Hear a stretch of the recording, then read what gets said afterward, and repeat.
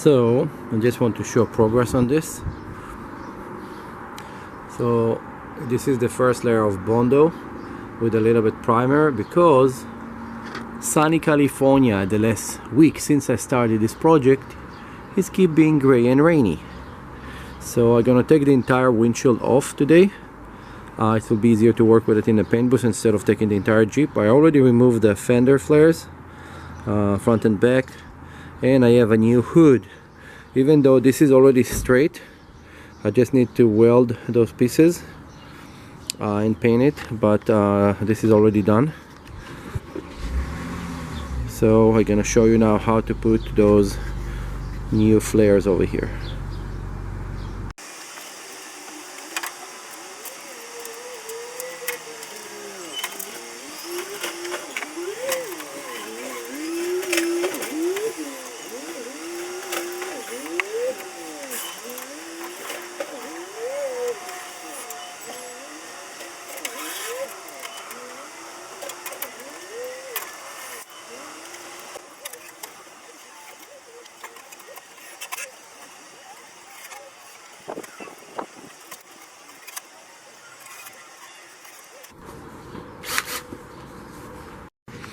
Okay, so before you can put your new fender flares on your Jeep, you're gonna have to put those rivets. Those are special rivets that have inside of them a thread, and there is a special tool to do that. You cannot just put them on over here.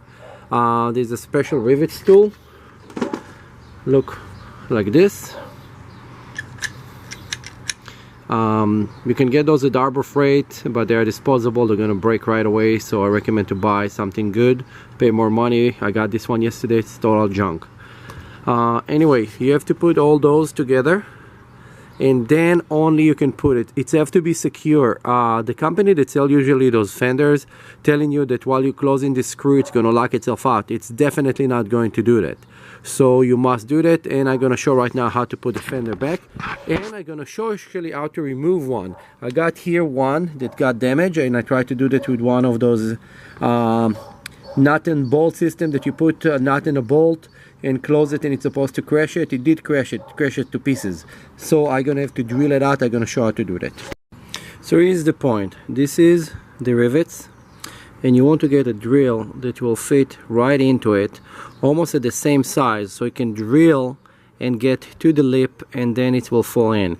But you have to grab this with a kind of one of those vice grip pliers in order for it to be able to grind it, and then it's the easiest way to take it out. I'm gonna try to demonstrate. Let's zoom in. Okay, a bit less, and the other tool you're gonna need gonna be one of those guys.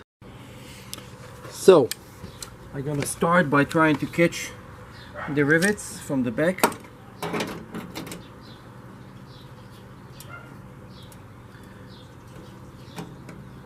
Okay, it's all caught up, and then gently to try to drill it.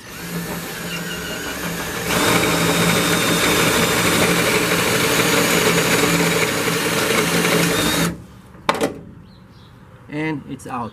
This is the easiest way to ever do that. Don't ever try anything else. It took 5 seconds to do that. Now I'm gonna show you guys how to put those rivets in. There is two ways to do that. First way, you're just gonna have to put the rivets, screw it on, and press it. But I discovered a better method is if you use another washer on it, just a bigger washer, it's press it much better. And then you're gonna screw this all the way in. It has to be all the way. So when you press it, it's gonna keep it. Now this rivet gun is already broken from using it a couple days. The quality here of those parts is horrible. So I'm just gonna do one, and then I'm gonna have to play with it in order to make it sit the right way.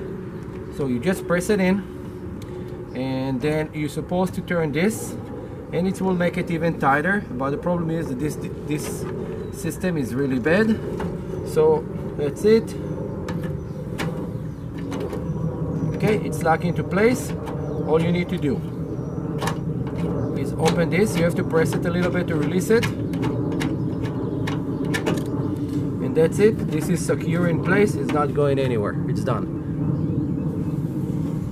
Next we're gonna put the fenders. Okay, now we're gonna put the fender. One thing I recommend to do is to put Loctite on those screws before you put them in, to prevent it from flying when you're on the freeway. The hardware that they're giving is not the best. Just a small drop of Loctite, it's all you need.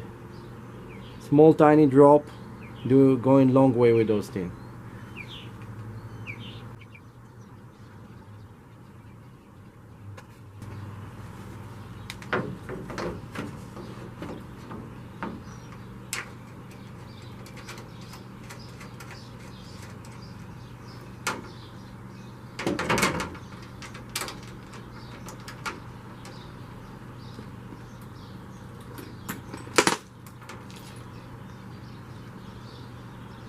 And what you want to do, you want to set it up before you lock them in. Make sure everything is centered, and then it will be easier to do that.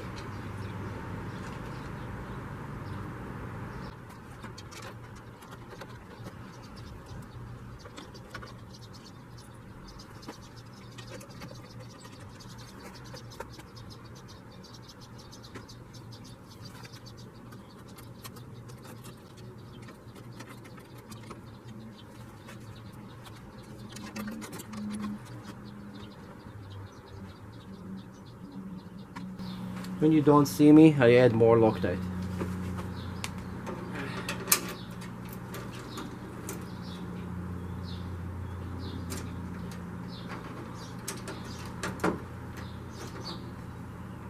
Okay, now before you torque it, it's already stable. You can just adjust it to exactly where you want it, and then we're going to go right now and torque it. If you use a pneumatic tool, I recommend to lower it to the lowest rate, so you're not going to end up stripping the bolt really quick, and do it on the slower speed. That's it.